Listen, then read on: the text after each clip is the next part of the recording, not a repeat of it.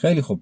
دارم میرم باشگاه الان تو ماشین بابام و هنوز گواهینامه ندارم، پس غیر قانونیه، ولی خب در صورت این کارو میکنم چون که میخوام رانندگی خیلی خوب یاد بگیرم، خیلی حرفه‌ای مثل بابام. تقریبا بابام خیلی رانندگی خوبیه و نمیدونم اصلا معلومم اینجا یا نه، ولی let's go. ماشین روشن کنیم. ماشین بابام ذره قلقی روشن کردنش. قدیمی هم هست. خب روشن شد. خیلی هم عالی روشن شد. فقط صبر کنم گرم شه ماشین. واقعا نمیدونم معلومم یا نه. میدونم معلوم بشم. این نباشه هم مهم نیست. این نوره واسه بکنم اینو. فکر کنم الان نگاه اینو زده که نور نخوره تو چشم. نه حق واقعا، یعنی اذیت میکنه واقعا. حل خوب کار کرده.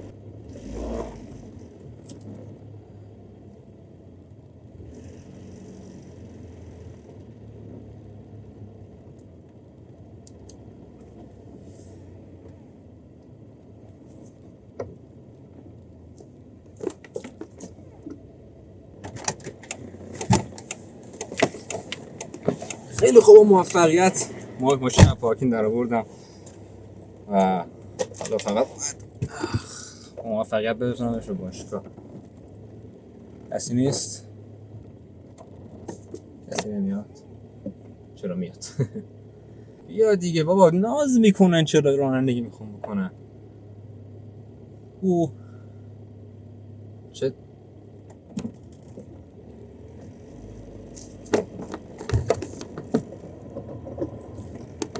تقریبا میتونم بگم گوشیم افتاد.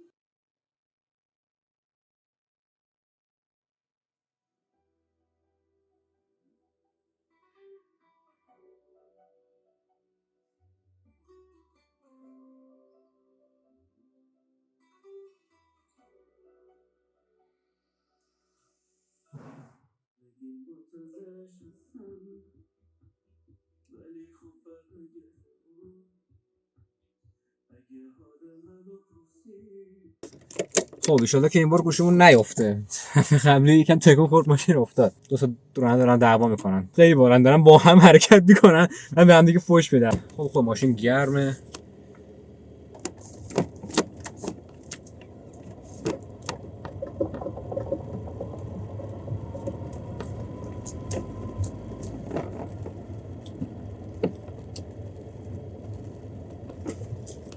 من همین الانش خیلی خوب رانندگی میکنم نسبت به مثلا خیلی آدمای دیگه، ولی خب بیا برو دیگه. خب برو. خوبه. زیاد هنگام رانندگی نمیتونم صحبت کنم، اون به هر حال اولای کارمه، خیلی اوکی نیست. باز دوباره گوشیم افتاد، مگه میشه؟ خب پس بریم تو سوپرمارکت یه خریدی بکنیم. بیام کارتم ناش شیر بخریم. شیر مهمه.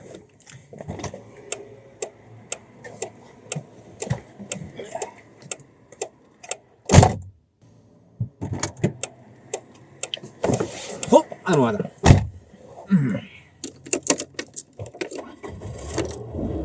سر این هیچ مطمئنم گوشی میفته. خب حالا فقط قراره همینجوری واسه خودمون رانندگی کنیم، چون من هر روز یه تایم کمی رانندگی، کم که حداقل 1 ساعت بشه دیگه، تایم داشتم میدارم یه تایم کمی رانندگی میکنم که استمرار مهمه دیگه. به هر حال حالا وسط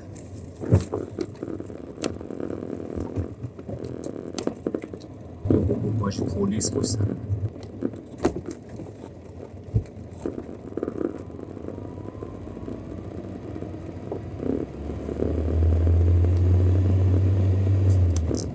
زیاد صحبت نمی کنم چون هنوز خیلی حرفه‌ای نیستم توی رانندگی. آره بعضی وقتا منو همینجوری ببینی که دارم اینجوری واسه. خب اومدم خونه، الان دارم در واقع دنبال که ندارم، یه سری ایمیل میزنم به یه سری وبسایت‌ها که ببینم به پشتیبانی مشتری به هوش مصنوعی پشتیبانی مشتری احتیاج دارن یا نه.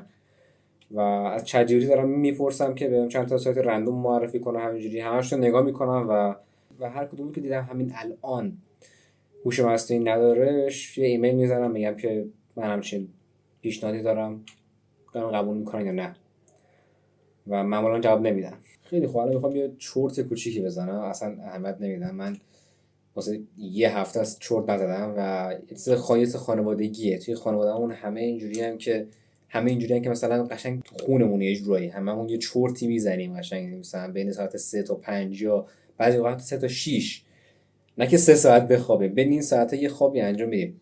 بعد من باش خیلی مبارزه میکنم معمولا، چون نمیخوام اینجوری باشه، خوشم نمیاد، احساس ضعیف بودن میکنم. و بعد ولی بعضی روزا واقعا اذیتم میکنه. مثلا همین الان به زور چشمو باز نگه داشتم و یه زیرم نمیزنم، بعد نیم ساعت تنها چیزی که درخواستی که دارم فقط. خب بیدار شدیم و خب 4 ساعت وقت دارم ویدیوها رو ادیت کنم و همین و 30 دقیقه ویدیو شده. فکر کنم بعد کات و اینا بشه 20 دقیقه، 10 دقیقه زیر اضافی زدم قشنگ میکنم دیگه. چی می‌خواستم اد کنم؟ آره دیگه هم چیز خاصی نیستش.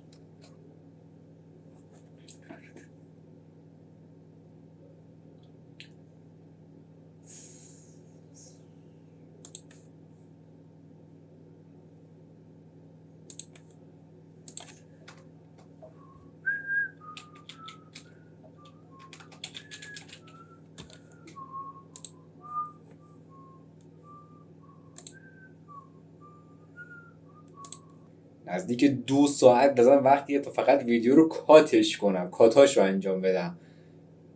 کلا 2 ساعت دیگه مونده بعدش میرم باشگاه. اصلا چجوری باید این کارو انجام بدم؟ حتی اگه شب بیدار بمونم مثلا ادیت انجام ندادم. بکنم نمیرسم سر وقت بذارم، سر وقتی که تو ذهنم بودم، وقتی برای خودم تعیین نکرده بودم. خیلی خوارا میرم باشگاه و اگه تونستم 5 تا فوتیج میگیرم براتون.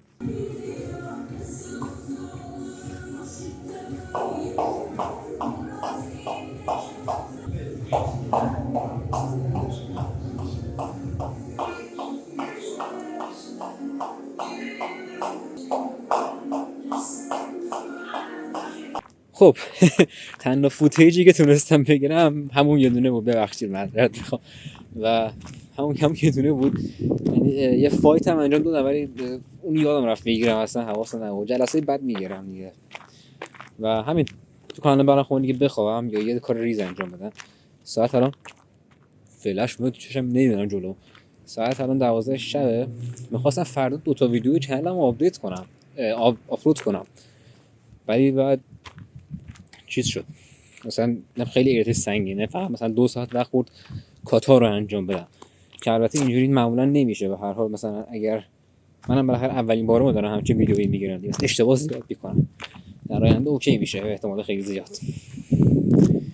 و همین بریم تا فردا احتمالاً یه ذره بیدار بمونم، فقط یه کار ریز انجام بدم در همین حد. من باز دوباره یادم رفت هنگام ورک خودم یه چند تا ویدیو بگیرم، دیگه اتفاق نمیفته. البته مثلا 8 تقریبا میخوام برام یکم رانندگی کنم، بعدش هم همین دیگه رکورد میکنم، اون دیگه رکورد میکنم.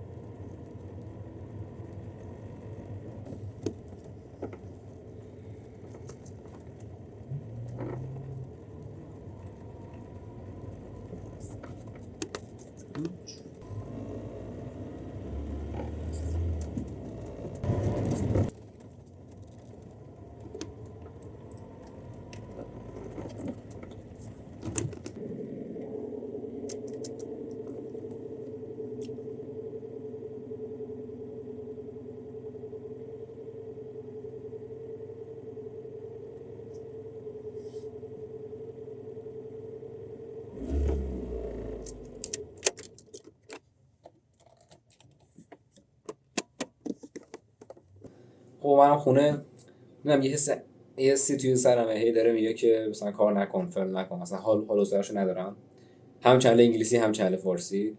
ولی این کاری که میخوام بکنم، میخوام یه شامو بزنم اول و بعد بشینم کارو انجام بدم بدون اینکه به احساساتم توجه کنم، به خاطر اینکه به عنوان یک مرد باید اینطوری باشم.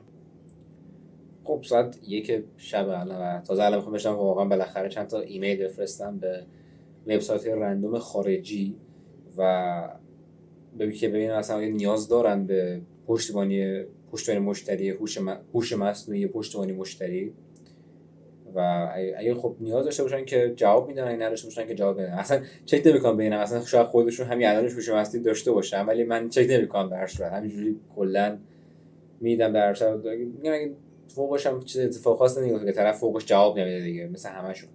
خیلی مثلا عجیبه. دارم چرا این کسی که سایت میذارن چک نمیکنن؟ طرف مثلا میگه ایمیل کاری داده، بعد میگه نه من اینو چک نمیکنم، مثلا آره مثلا یه ایمیل کاری داده، بعد میگه که آره ما این ایمیل رو خیلی خیلی خیلی دیر به دیر چک میکنیم. چرا باید دیر به دیر چک کنین؟ یه ایمیل بذارید برای یه سری درخواستای کاری و اینجور چیزا، چکش کنین، شاید یه چیزی از دست بدین، شاید نمیدونم اگه من همین دیگه بالاتر از حدشون نمیرن، چون فکر میکنم به حد رسیدم.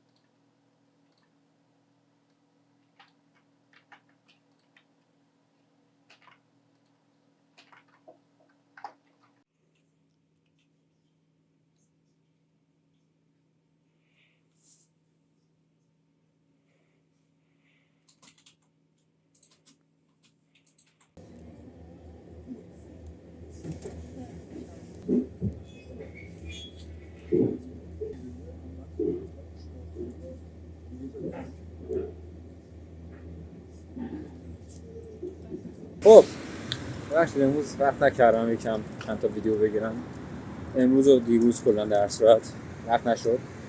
الان میرم خونه پسر عمم، یعنی گفت که بیا خونمون راجع به کار و زندگی و اینا بحث کنیم و الان من هم کارو کنم.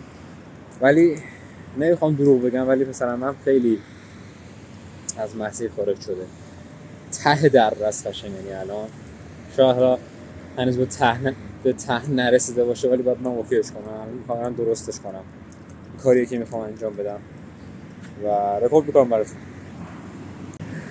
پسر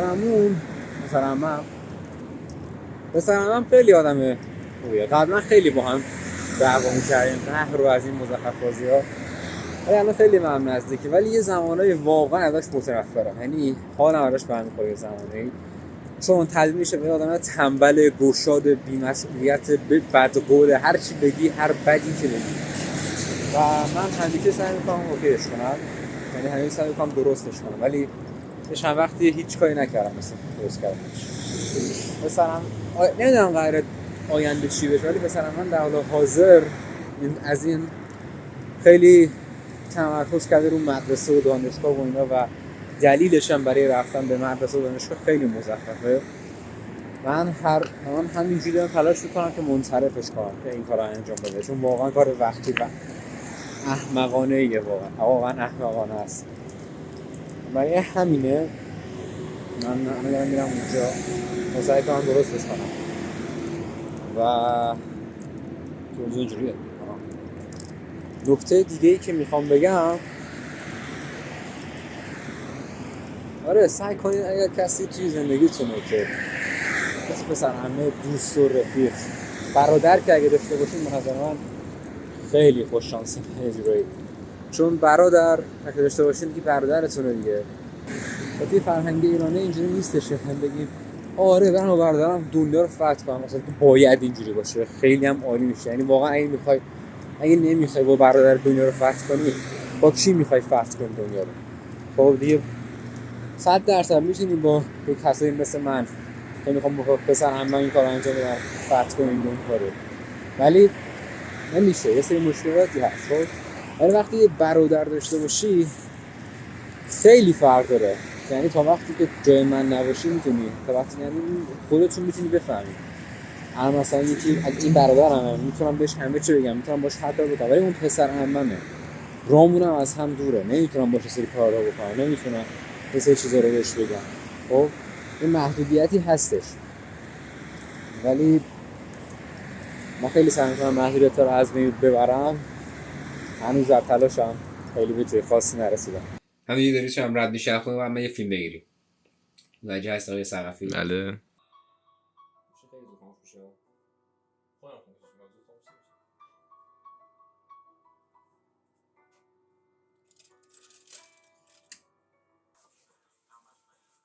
رکورده؟ بله.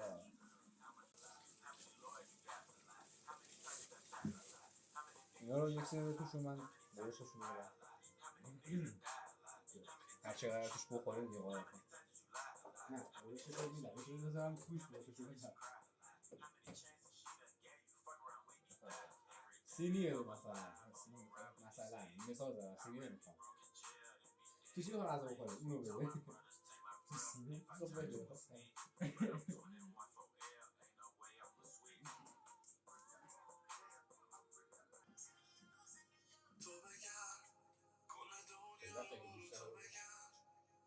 زیتون روغن قاطی میکنه. هر روغن زیتون روغن زیتون گرونه.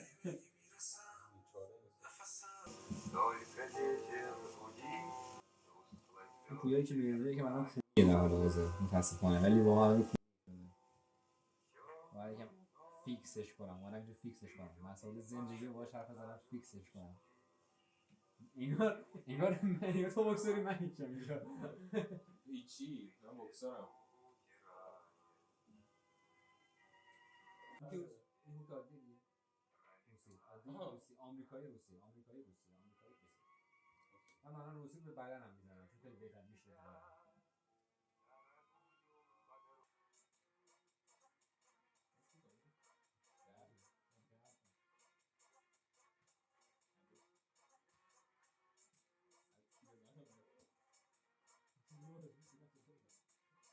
خب بذار این مستندسازی اوت. بچه با گربا بگی منو با گربا دوست باشین، گربا رو اذیت نکنین. اگه هر رفیق هم دارین، من دیدم چون تو ایران رفیقاتون رو دیدم، مثلا آدمای لات و این اسکو بازی رو دیدم، میان چه میدونم گربا رو بیا بالا، میدونم چه علیکی گربا رو میترسونن، نه مثلا از این احمق بازی در میاد. کارتون نداره واقعا، حیوان خداست، کارتون نداره واقعا، اصلا هیچ هم واقعا، چون اینا همه کارما میشه براتون، همه‌شون برات کارما میشه، آخر اون یه چیزی میفته رو دستتون. کارشون نداشته باشین، من با تو کاری ندارم. آقا پویا اینجا حرف من رو تایید میکنم. تاییدتون آقا پویا. تایید میکنم، خودم بهت یاد دادم. پیشی سلام.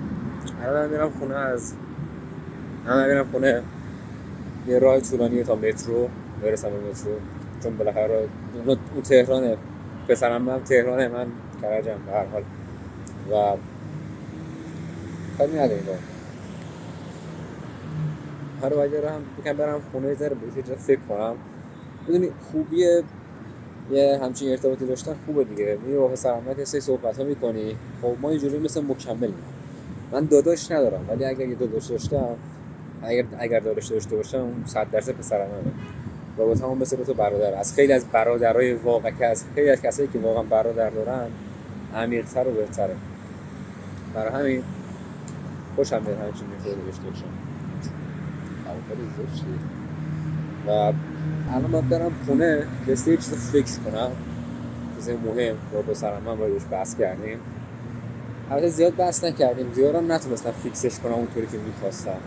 مثلا امروز داشتیم که بشینیم یه بحث عمیق انجام بدیم، طوفان فکری انجام بدیم و این کاره این تو ذهنم بود در کل، ولی نشده. ولی بلاش خب من نیاز خودم برام به چیز فکر کنم و از اون فکر کردنایی که قراره انجام بدم به نتیجه گیریایی که قراره بهشون برسم فیلم میگم رکوردشون میکنم و در کل که همین مسائل همچین بگیم اگه مهمه واقعا مسائل مهمه. حالا میریم دیگه. حالا برسم خونه ببینم چی میشه، چون که اونجوری تیر راه هیچ فکر کردم. من دوست دارم مثلا بشینم یه جای آروم با تصورات یه جوری صحبت کنم با خودم، خیلی راحت ترم اونجوری. خب الان ساعت 10:25 دقیقه داشتم اونور، تقریبا 25 دقیقه تقریبا، نه یه رو نمیدونم، اونور داشتم صحبت میکردم واسه چنل انگلیسی. همون دقیقاً بعدش دارم دقیقاً فارسی صحبت میکنم. دیگه تقریبا دیر رسیدم خونه، برای همین بعد از اون موقع تا حالا که ویدیو بیرون گرفتم خیلی کار خاصی نکردم واقعا. 3 مسئله هست که میخوام یکم طوفان فکری راجعش رو بندازم، نمیدونم باید دقیقاً چیکار کنم. یکیش مسئله اینه که 3 مسیر رو میخوام انتخاب کنم، یعنی 3 انتخاب دارم واسه یک مسیر آینده و این نمیدونم باید کدومشون رو انتخاب کنم. یه مسیری هست، یه مسیر اول که خیلی پولدار میشم و دقیقا هم آدمی که میخوام میشم و به اضافه حالا اون المانهایی که میخوام از خودم باشه توی زندگی خودم. و یک چیز سومی هست، اینه که حقیقت رو میگم، یعنی درباره حقیقت همیشه صحبت میکنم و از حقیقت فکر کنم همتون بدونید چی میگم. اگر کسی مثل اندرو تیت رو دنبال کنید میدونید از حقیقت منظورم چیه، ماتریکس و این چیزا. ولی خب اون لایف استایل یه لایف استایل خطرناکیه و باید قید یه سری چیزا رو بزنم. شاید باید قید دیدن مادرمو بزنم، شاید باید قید دیدن زن و بچه‌مو بزنم و دنیای بیرحمیه. ولی خب حقیقته، باید یا این یکی از راهایی که میتونم، یا یه راه اونی که راهش میشه همون راه آسون که دوباره همون آدم پولدار، همون آدمی که میخوام باشم به اضافه المان‌های خاصی که خودم میخوام تو زندگیم باشه. فقط اون حقیقت رو نمیگن، در مورد اون حقیقت صحبتی نمیکنم. و خب این خوبیش اینه که زندگی آرومی داره، زندگی آرومی خواهم داشت و مثلا میتونم زن و بچه‌مو ببینم، اینا همشون اوکی ان. ولی خب از اون ور یه حس بزدلی به آدم دست میده که مثلا تو آدم بزدلی هستی، حقیقت رو در مورد حقیقت حرف نزدی، طبق قانون پیش رفتی، که اینم نمیخوام از اون ور.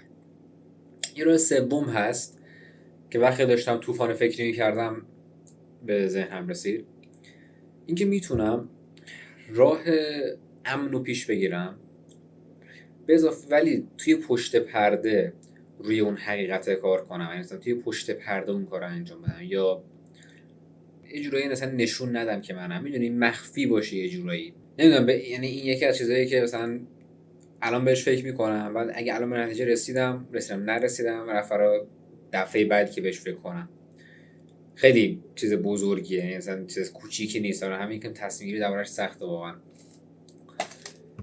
ولی خب همین که تو ذهنم نشون دهنده خوبیه، این نشونه خوبیه. مسئله بعدی خیلی بزرگ نیستش، فقط مثلا این که این چند وقت خوب عمل کردم، یعنی مثلا روزامو خوب گذروندم، کار کردم، ورزشم رو رفتم، این کار رو خوب کردم، ولی اصلا کافی نبوده. یعنی مثلا شاید میتونم بگم 24 ساعت شاید 10 ساعت مفید بوده فقط. اون 14 ساعت دیگه داشتم هیچ کار انجام میدادم. البته اگر 24 ساعت حساب کنیم 6 ساعتشو خوابم، پس در 10 ساعت بگیم فقط 5 ساعت 6 ساعتشو من کار مفید انجام دادم، که خودش خیلی بهتر از یه سری آدمای معمولیه، ولی کافی نیست. برای همین میخوام از فردا که شنبه باشه، الان دیگه میخوام اینو بخوام، الان 2 دقیقه دیگه خستم،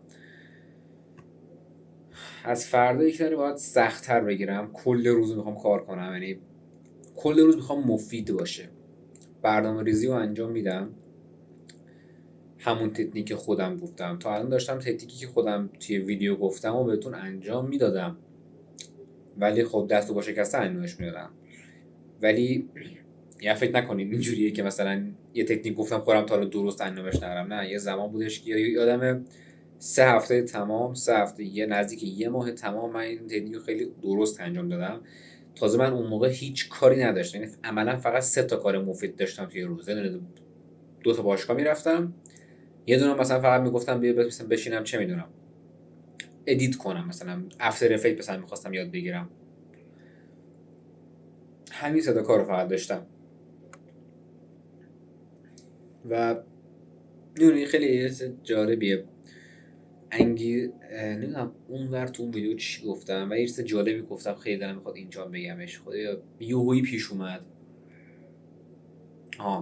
اینو گفته که آره رفتم خونه پسر عمم که من اونو مثلا درستش کنم، یه حالت مثلا بیارمش بالا که فقط شاید 5% تغییر ایجاد کرده بودم، ولی خب بیشتر تغییر توی خودم ایجاد کردم و این خوبه. یه سری انگیزه های آدم مثلا میگیره، انگیزه از این مثلا انگیزه مزخرف تخمی نیستش، نه یه انگیزه واقعیه.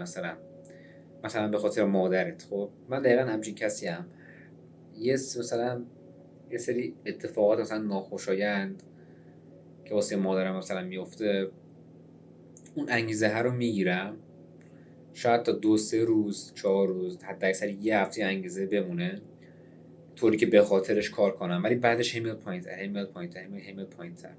خب و این خوب نیست. نه ولی من الان در واقع تمام دلیل انجام کارام فقط به خاطر مادرم. یعنی اصلا خودم کافی نیستم انگار، و وقتی به اون مقصد به خودم اینو فکر می‌کنم انگار کافی نیست برام این دلیل.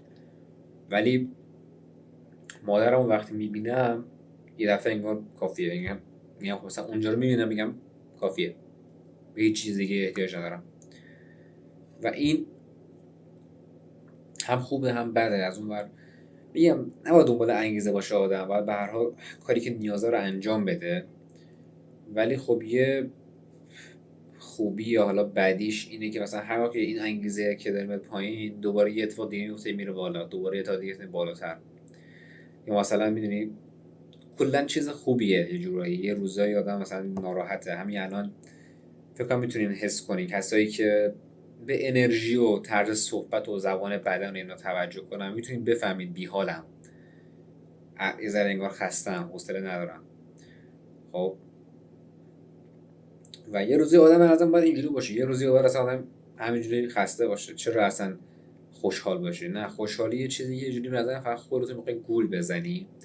در بعضی شرایط خوبه. ببینید شرایط همیشه فرق داره. نمیخوام خیلی کلی گویی کنم، ولی به صورت کلی اینجوری خوشحال بودن آره همه چی خوبه فلان، نه اوکی نیست. کلی خیلی بخوام بگم. و آره حالا این مسئله دوم بود که خیلی حل شدنیه، فقط کافیه بیشتر سر و سامون بدم به خودم.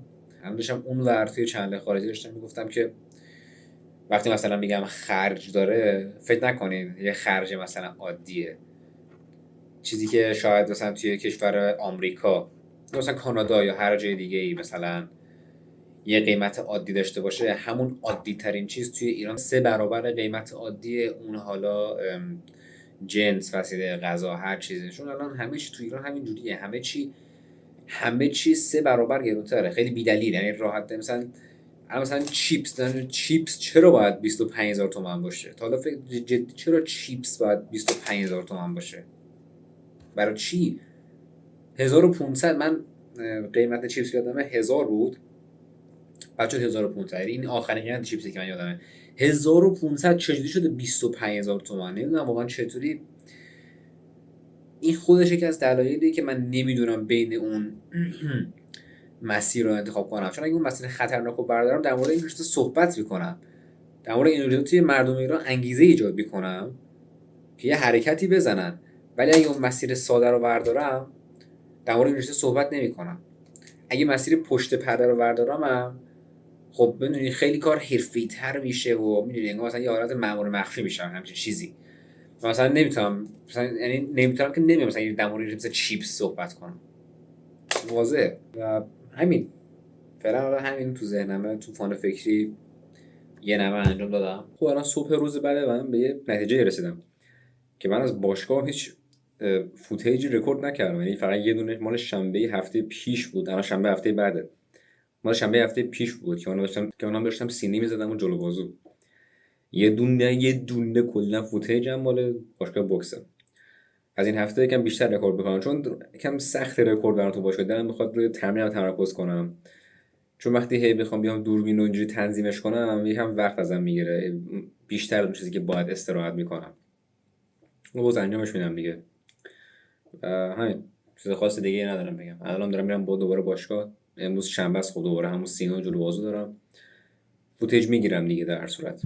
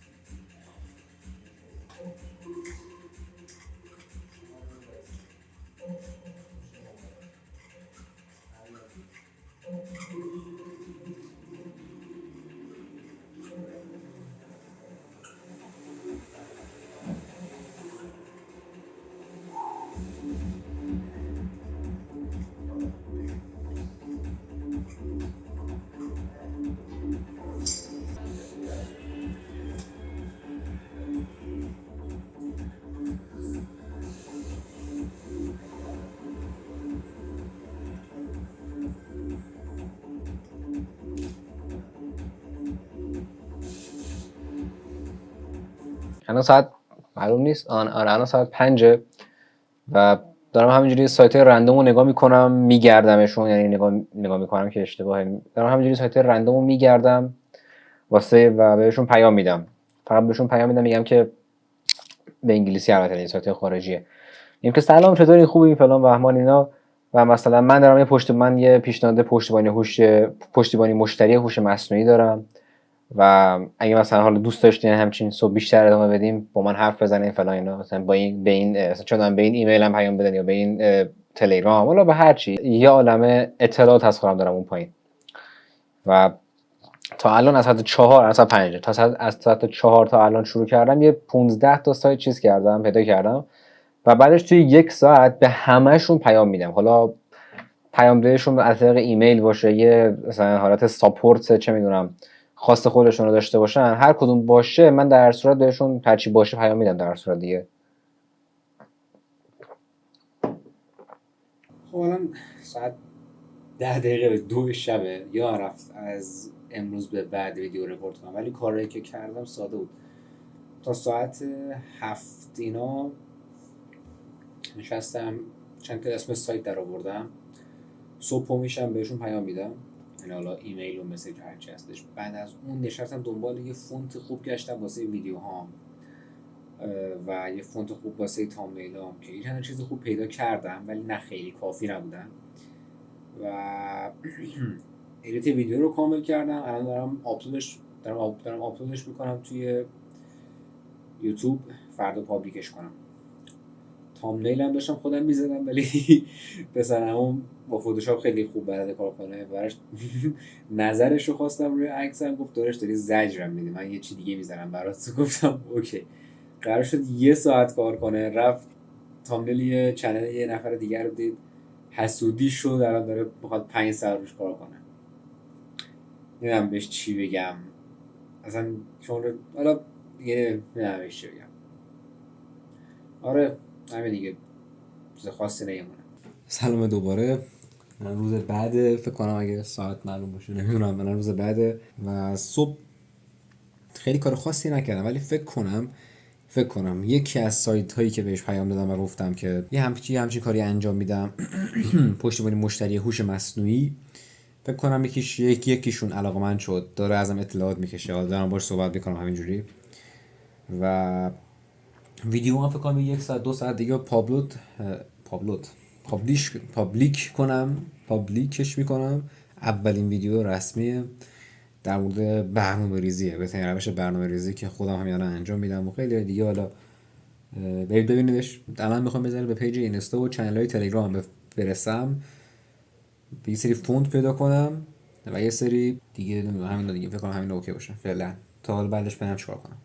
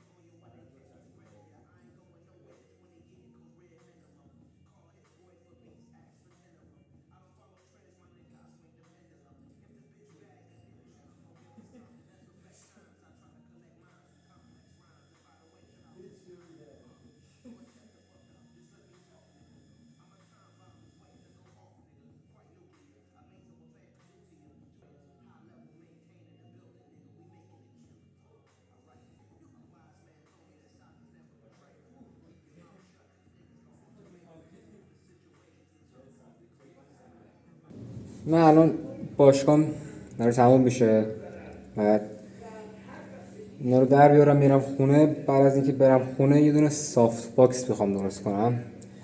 ویدیوشو گرفتم و نمیذارم، متاسفانه توی مستند سازیه، ولی در آینده دور میبینیدش، چون که درست حسابی توش حالا لباس نپوشیدم و اینا، برای همین نمیذارمش داخل مستند سازی. الان ساعت 12 شب از باشگاه برگشتم و یه دقیقه وایسید ببینم معلم از باشگاه دارم برمیگردم. خوب بود، روز خوبی بود امروز. میتونم بگم با قاطعیت 80% رو خوب کار کردم، مفید کار کردم، 20%ش تفریح بود و چیز خوبی بود در کل. و همین الان فکر کنم برم خونه اون سافت باکس ها رو، سافت لایت نمیدونم کدوم دقیق، اونا رو اوکیشون میکنم، فیلمشون رو در نهاییشو میگیرم، بعد میگیرم میخوام اتفاقا. خب یه نشون بدم که انقدر از این سافت باکس رو درست کردم. فقط برششون رو زدم، اون کاغذی که زیرشه رو، کاغذ کادو، اون رو با اون بکشم روی اینا و اینا رو بچسبونم به هم. بعد دیگه 90% کارش تموم شد، فقط لامپو بزنم تهش و تموم. حتی یه دونه کاغذم یه حالت پارچه‌ام بذارم روش، یعنی توی این ناحیه‌اش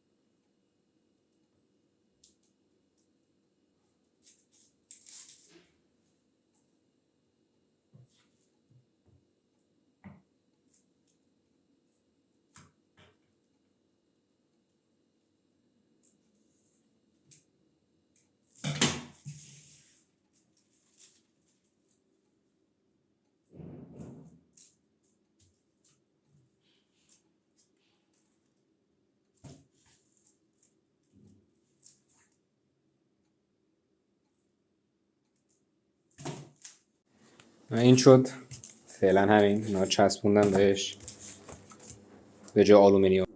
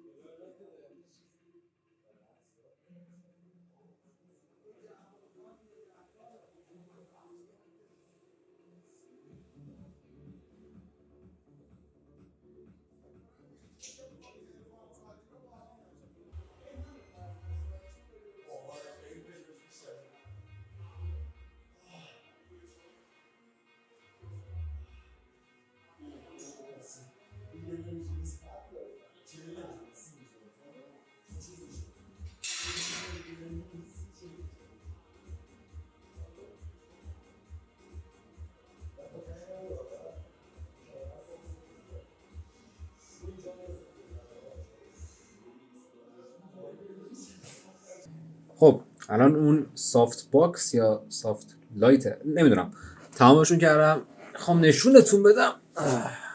نهاش سافت باکس یا همون سافت لایت خانگی، چراغ و اینا اونورش هم که یه چیز بخوره. چیز خوبی در اومد. ساعت نمیدونم چجوری 12 شد، 12 و نیم شد، ولی حالا شد. الان دارم ویدیو مستندسازی مونه، در واقع همین ویدیو رو بخشی ازش رو دارم از اولش ادیت میکنم تا آخرش و تا الان یه 6 دقیقه ادیت کردم. ویدیو مستندسازی کلا طولانیه برای آینده است، جورایی آینده ای که نگهش میخوام، آینده مهم. و فکر میکنم الان تا 12 و نیمه احتمالاً تا 1 ادیتش رو انجام بدم. کامل که نمیشه، خیلی زیاده، ولی تا 1 ادیتش رو انجام میدم، بعدش هم میگیرم میخوام. یا اگر نخوابم میشینم با چت جی پی تی صحبت کنم. با چت جی پی تی صحبت کردن خیلی کار خوبیه. دلم میخواست همیشه اینو بهش بگم، خیلی واقعا کار خوبیه. یعنی اصلا خیلی جالبه. الان دیگه من حتی هر سوالی داشته باشم از گوگل سرچ نمی‌کنم، چت جی پی تی قشنگ، یعنی راحته. فقط پیشنهادش یه دونه وی پی ان خوبه، وی پی ان درسته داشته باشی، میری سریع باش چت می‌کنی. من همه چی رو از چت جی پی تی میپرسم. خیلی وابسته. مثلا چه میدونم همین 2 دقیقه پیش ایده می‌خواستم واسه ویدیو بعدی. گفتم خب چرا از چت جی پی تی نپرسم؟ همون لحظه پرسیدم بهم یه ایده خفن داد. بعدم همونم میخوام رپورت کنم در واقع هستن. خب و کلا چیز خوبیه. حتی مثلا نصف شبا که اینجوری مثلا میشم باش حرف مثلا میگم نظرت در مورد مثلا این کاری که میخوام انجام بدم چیه، به عنوان مثلا یه دونه مادر مثلا به این قضیه نگاه کن، یا مثلا میگم نظر در مورد این کار چیه به عنوان مثلا یه معلم مثلا میگم نگاه کن. الان ساعت 6 بعد از ظهر، الان خیلی کار جدیدی انجام ندادم من. یعنی منظورم اینه که همونه، هنوز هی دارم باز دوباره ایمیل میزنم به وبسایت‌های مختلف و مثلا وسط شاید امروز دو قسمت مثلا یه سریال دیده باشم. همین، کار دیگه ای نکردم، کار جدید دیگه ای نکردم. شبم که ساعت 10 میرم باشگاه و همین، چیز خاصی باز نیست. موقع ویدیو مستندسازی هم همزمان تا ساعت 10 ادیتش میکنم. این تا جالبی هست، بذار بگمش، شاید برای شما جالب باشه، همین برای من جالبه. یه قضیه هست، مثلا من از اون دسته آدماییم که اگه یه چیزی رو توی خودم ببینم که داره منو ضعیف نشون میده، اون سعی میکنم از اون چیز دوری کنم. خب یه مثلا که میتونم بگم مثلا خود ارضایی. خب خود ارضایی وقتی میکنی آدمو تو رو ضعیف نشون میده و اصلا من کار جالبی نیست واقعا. من مثلا فکر کردی برو مثلا به یک دختر بگو من خود ارضایی میکنم، به دختر نه، به یک آدم رندوم، مثلا به رفیق صمیمیت. خب مثلا برو یه آدم رندوم بگو داداش من خود ارضایی میکنم. ریاکشنی که اصلا ازش میگیری خیلی واضحه که مثلا این داری کار خجالت کار مثلا جالبی اصلا انجام نمیدی. حالا کاری بحثی رو نداریم. چیزی که هست واسه من خوابیدن بعد از ظهر، بعد از نهار بهتره بگم، خوابیدن بعد از نهاره. خب 100% وقت میگیره این کار و همینم چیزه و همینم به نظرم مشکل اصلیشه. نه خیلی شاید ضعیف نشونت نده، ولی اگه من اون خواب بعد از نهار رو انجام بدم اینطوریه که اینطوری نیست بمیرم، خودم میدونم نمیرم، نه میتونم تا نخوابم تا آخر روز خیلی خوب همه کارو انجام بدم، ولی صدمو نمیتونم بذارم. اینجاش جالب میشه که صدمو نمیتونم بذارم. یعنی مثلا میتونم تا آخر روز بیدار بمونم، باشگاهمو حتی باشگاهم برم، ولی صد رو نمیتونم بذارم چون یه نمه مغزم خسته میشه. ولی حتی اگه زیادم نه، ولی حتی اگه بعد از نهار نیم ساعت تا 45 دقیقه فقط چشامو ببندم، چون من از ساعت 7 صبح بیدار بودم، از ساعت 7 تا 6 صبح بیدار بودم، فقط اگه بتونم نیم ساعت یا مثلا 45 دقیقه چشامو بزنم رو هم، خب اوکی خوابیدن توانایی منو بالاتر. خب پس چرا یه نیم ساعت 45 دقیقه نخوام اگه توانایی منو دارم؟ من همین امروز دوباره مثلا بین ساعت 2 نیم بود نهار خوردم، 2 تا 3 خوابیدم. خب اگه نمیخوابیدم 100% مطمئنم الان انقدر با انرژی باهاتون صحبت نمیکردم، ولی الان خیلی انرژی دارم، حتی آماده‌ام که ساعت 10 شب دوباره برم باشگاه، حتی حاضرم یه دونه باشگاه الان قبل اونم برم، در این حد انرژی دارم. همین چیز جالبی واسم. به نظر من شما باید بگردین برای خودتون همین چیزی رو پیدا کنید. یه مثال نادرست هست مثلا که یعنی من اندرو تیت گفتش بکنم، این مثلا نادرسته. میگه که میگفت که مثلا اگه سیگار کشیدن تواناییت میاره بالاتر، پس اهمیت نمیدم سیگار بکش. اگه مثلا کافئین تواناییت میاره پایینتر، پس کافئین نخور. میگه اگه یه چیزی داره مثلا اون تواناییت افزایش میده، خب انجامش بده. که من موافقش نیستم، که من توی موردهای خوب موافقشم، توی موردهای بد موافق نیستم. مثلا خب سیگار، خب نه خدا وکیلی سیگار نه، مثلا تو اگه مثلا سیگار بکشی حالا نه، این بهانه است واقعا. تو سیگار من چیزی نمیبینم مگر اینکه طرف مثلا تسلط بر مغزش نداشته باشه و مثلا میره سیگار بکشه که آروم بشه، یه بهانه‌ای برای خودش جور کرده الکی.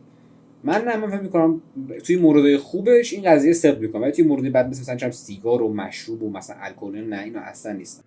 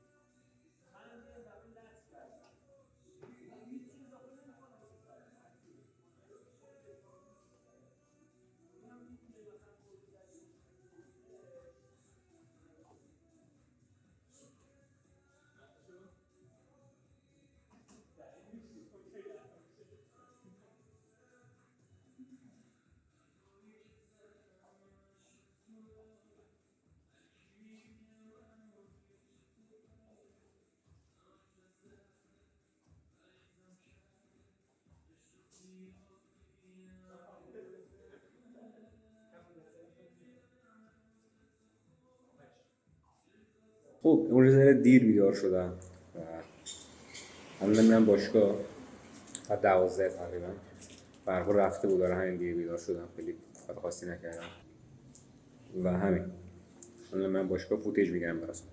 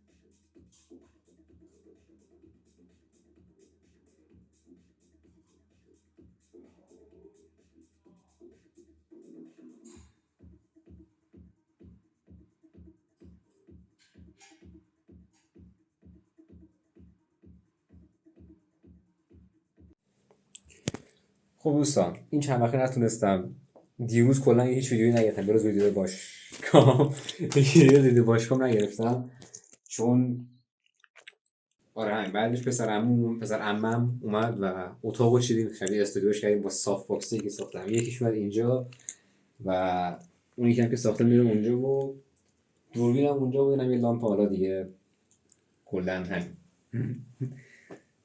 اگه چیزی نشه نشون نداری بدین نم که. و دوباره ویدیوها رو از امروز همین الان که پسر من داره میره میگیرمش.